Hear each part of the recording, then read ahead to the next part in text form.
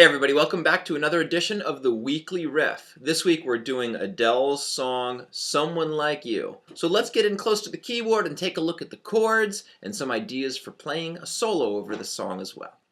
The first chord is this G chord, and I'm playing it with my thumb, pointer, and my ring finger. Now I'm going to slide my hand into the woods, into the black key area, so my thumb can reach this black key, F sharp. But the pointer and the ring finger are staying on their notes, B and D. So that's the second chord. The third chord, my thumb comes back out to G, my pointer plays B, and my pinky plays E.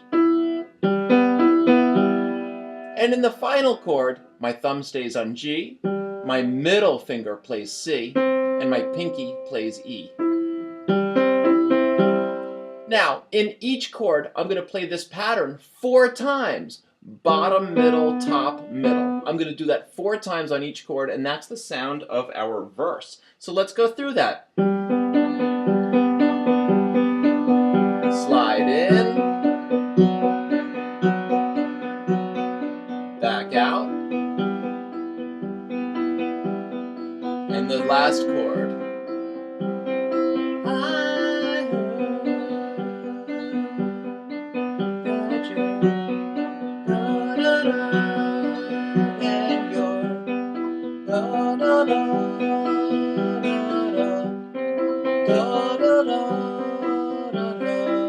The left hand is playing the outer notes that the right hand is playing. In other words, the left hand is going to play the bottom note of the chord and the top note of the chord, in this case, a G and a D.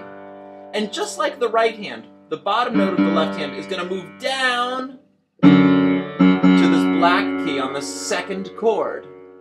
On the third chord, my pinky's back on G, my thumb moves up to E, and on the fourth chord, I stay the same place, G and E on top. And again, that's always going to be the outer notes of what the right hand is doing. So let's look at both of those together. F sharp on the bottom.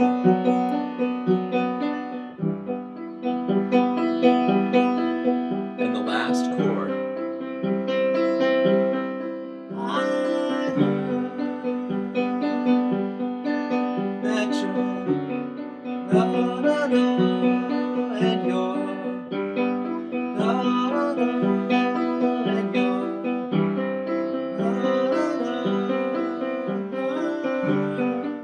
The pre-chorus is going to use a special kind of a chord called a suspended second chord. That's going to be a G suspended second. The notes G, A, and D together.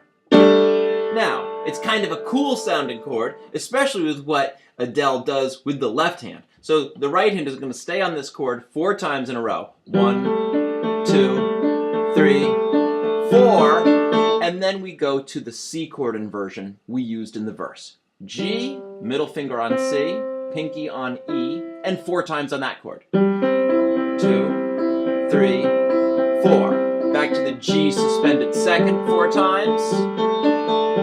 Then the C chord for 4 times, and she kind of extends it the last time. So let's look at that with the left hand. The left hand does some really cool stuff on this. While the right hand is playing that suspended second, the left hand is going to play a D on the bottom and an A on top. And that's only for 2 repetitions of this G suspended second chord. So 1, 2. After those 2 repetitions, the left hand moves up to E with a B on the top. The right hand doesn't change.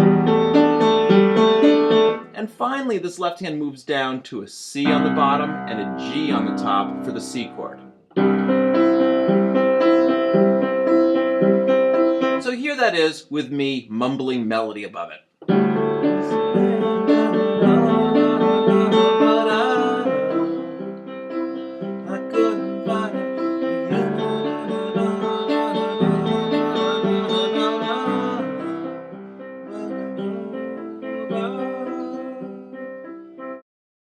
A G chord, never mind then a D chord, find someone like you, E minor, and finally a C chord. And those 4 chords get repeated 4 times. I just played them in root position. The G chord, the G is on the bottom. The D chord, the D is on the bottom.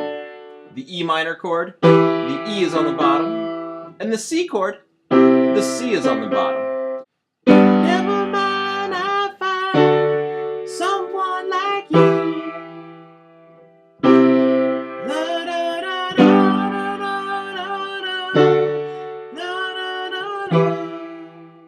All right, now that we're all set up with the chords, let's take a look at some ideas for playing a solo on this song. When talking about soloing over this song, again, we're going to be using the scale major pentatonic chord, which is scale chord number 1. The G pentatonic is the 1st, 2nd, 3rd, 5th, and 6th of the key of G. So that's the notes G, A, B. These 3 white keys that are just in the shadow of the 3 black keys. And the notes D and E, these 2 white keys that are in the shadow of the 2 black keys. A really smart thing to do in piano playing is to use the black keys to help you find the notes that you want to use right away. It doesn't matter that this is called G. The black keys show me where it is. It's way more important that I use it and that it sounds cool than that I know what the name of it is. So use the black keys to instantly find the groups of notes that you can do across the whole piano. Anytime you see 2 black keys, it's going to be those 2 white keys right above them. Anytime it's 3 black keys, it's going to be those 3 white keys right above. So use that to your advantage. Now, one of the ways that I get good at using a pentatonic scale to take a solo is to use a pattern, because a pattern teaches my fingers where those notes are so that I can use them really easily. Just like when I'm thinking of ideas and talking, the words are automatic. It just rolls off of my tongue to express my thoughts. I'm not trying to think of words. And it's the same kind of thing with this. As I use patterns, pretty soon the notes are things that I have more control over and can create things. So here's the pattern. I'm going to go bottom, next note up, next note up. Go back 1, next note up, next note up. Just the notes of the pentatonic. Back 1, up 2. Back 1, up 2.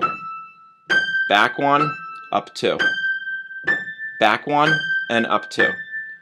And I can keep going up the piano. I can start low and move this up the keys. I'm using 1, 2, 3 finger the whole time. Coming down, same thing. I'm just going to go 3, 2, 1, 3, 2, 1, 3, 2, 1.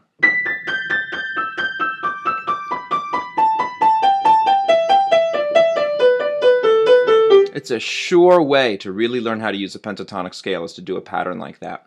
While I'm talking about patterns, I could also do a 4-note pattern. This is a little bit harder. Then I start on the 2nd note and walk up the next 4 notes of the G pentatonic scale. Then I start on the 3rd note of the G pentatonic and play 4 in a row. Then I start on the next note of the pentatonic and play 4 notes above that. So it's always these 4-note things.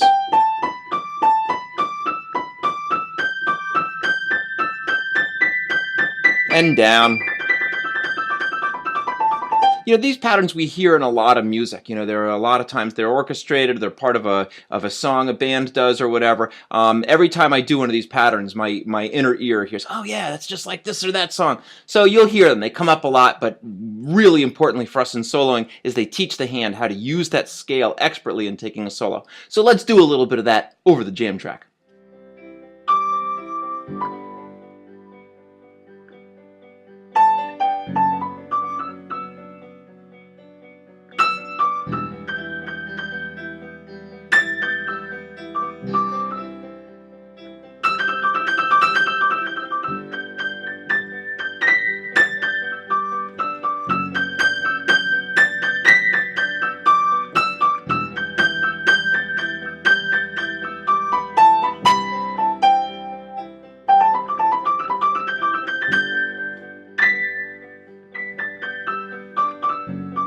Well, that wraps it up, Super Friends. Remember, if I can improve these videos in any way to help you or your students more, email me, chuck@littlekidsrock.org. We'll see you next time on The Weekly Riff.